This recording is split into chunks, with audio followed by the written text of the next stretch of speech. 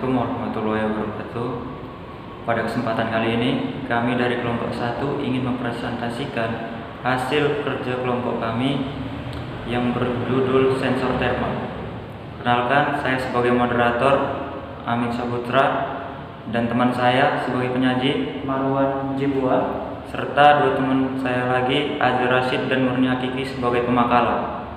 Langsung saja tanpa menunggu lama, saya persilakan kepada Marwan untuk mempresentasikan hasil makalah kami. baik, terima kasih kesempatan yang diberikan kepada saya sebagai penyaji. Langsung saja kita akan menjelaskan hasil makalah atau hasil diskusi kami, yaitu sensor termal. Kita masuk dalam prinsip kerja dan pengertiannya. Yang pertama, A. Prinsip kerja sensor termal. Prinsip kerja sensor termal ini yaitu suhu adalah melakukan pengukuran terhadap jumlah energi panas atau dingin yang dihasilkan suatu objek hingga memungkinkan kita untuk mengetahui atau mendeteksi gejala perubahan-perubahan suhu tersebut dalam bentuk output analog maupun digital. Nah, lanjut yang bagian B, pengertian sensor termal. Sensor suhu ini besarnya ada beberapa metode yang digunakan untuk membuat sensor ini. Salah satunya dengan cara menggunakan material yang berubah hambatan terhadap arus listrik dengan suhunya. Nah, baik, kita lanjut pada kegunaan.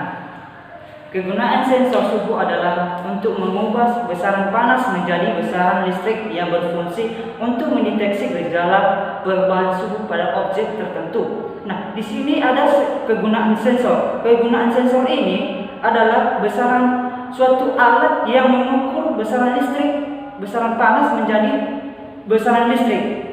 Nah, ada jenis-jenis sensor termal. Yang pertama, terkopel, yang kedua termistor, yang ketiga quench thermometer, yang keempat optical pyrometer, yang kelima radiation thermometer. Nah, kita lanjut pada sistem kerja sensor termal yang dijelaskan oleh Amin Saputra. Oke, baiklah, saya akan melanjutkan apa yang sudah dijelaskan oleh teman saya tadi, yaitu kita masuk ke sistem kerja sensor termal. Karakteristik sensor termal. A. Termokapel. Karakteristiknya yaitu salah satu contoh termokapel adalah ZTC termokapel. ZTC merupakan sensor yang mengubah besaran suhu menjadi tegangan, di mana sensor ini dibuat dari sambungan dua bahan metalik yang saling berlainan jenis. Sambungan ini dikomposisikan dengan campuran kimia tertentu, sehingga dihasilkan beda potensial antara sambungan yang akan berubah terhadap suhu yang dideteksi. B. Termistor. Karakteristiknya, contoh sensor suhu yang termasuk termistor adalah NTC atau Negative Temperature Conveyance. NTC merupakan sensor yang mengubah besaran suhu menjadi hambatan. NTC dibuat dari campuran bahan semikonduktor yang dapat menghasilkan hambatan intrinsik yang akan berubah terhadap temperatur. C. Termometer. Quartz termometer. Karakteristiknya yaitu termometer kuarsa adalah sensor suhu presisi tinggi dan akurasi tinggi. Ini mengukur suhu dengan mengukur frekuensi osilator kristal kuarsa. Osilator berisi kristal potongan khusus yang menghasilkan koefisien frekuensi suhu linear, sehingga pengukuran suhu pada dasarnya dikurangi menjadi pengukuran frekuensi osilator. Resolusi 0,001 derajat Celcius dan akurasi 0,02 derajat Celcius dari 0 sampai 100 derajat Celcius dapat dicapai. Linearitas tinggi kemungkinan untuk mencapai akurasi tinggi pada kisaran suhu penting hanya mengandung satu titik referensi suhu yang nyaman untuk kalibrasi. D.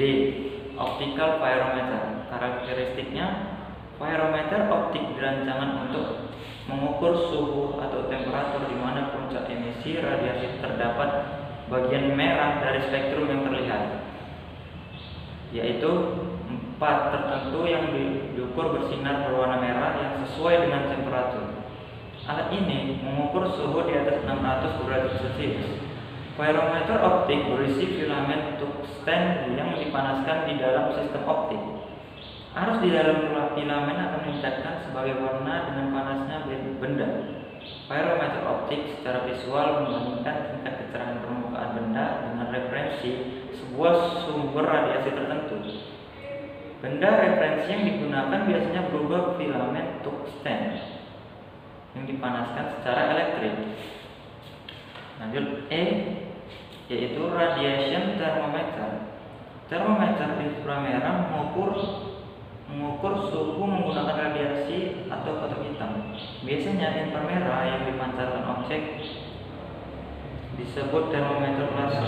Jika menggunakan laser untuk membantu pengerjaan pengukuran atau termometer tanpa sentuhan yang menggambarkan kemampuan alat mengukur suhu dari jarak jauh, dengan mengetahui jumlah energi inframerah yang dipancarkan oleh objek emisinya dapat dibedakan. D. Optical pyrometer. D. Prinsip kerja optical pyrometer. Prinsip kerja optical pyrometer ialah pengukuran suhu menggunakan arus akan sebanding dengan temperatur yang akan dikalibrasi. Radiasi yang dipancarkan oleh objek akan ditangkap oleh lensa objek pada termometer. Arus yang mengalir akan diukur lalu ditampilkan dalam bentuk suhu. Dilanjut E. Radiation thermometer.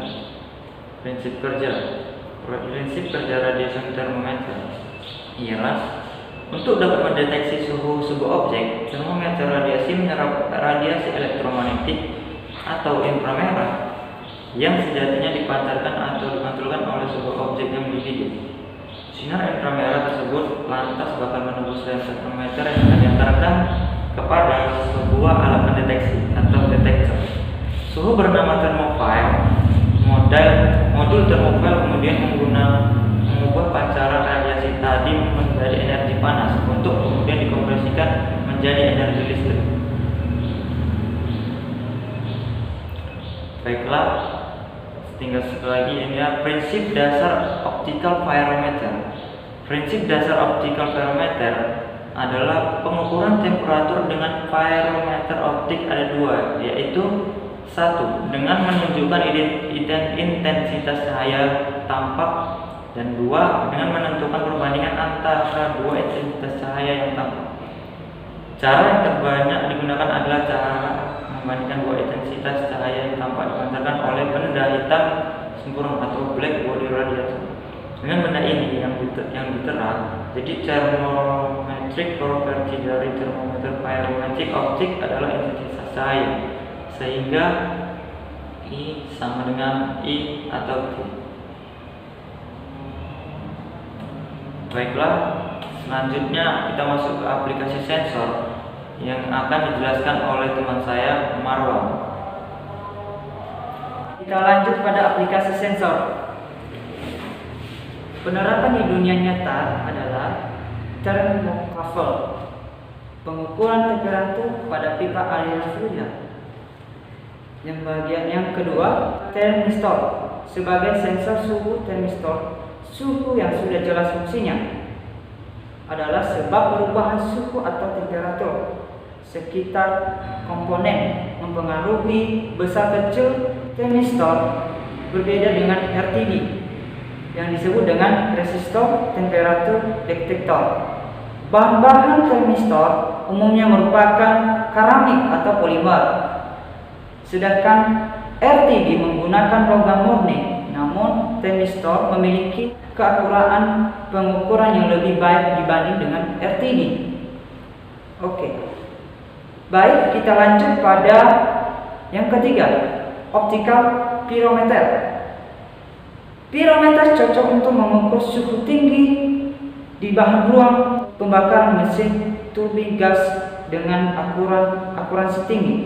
Nah, di sini optical pyrometer menjelaskan bahwa pyrometer ini cocok untuk suhu tinggi. Contohnya suhu tinggi ini dalam bentuk panas.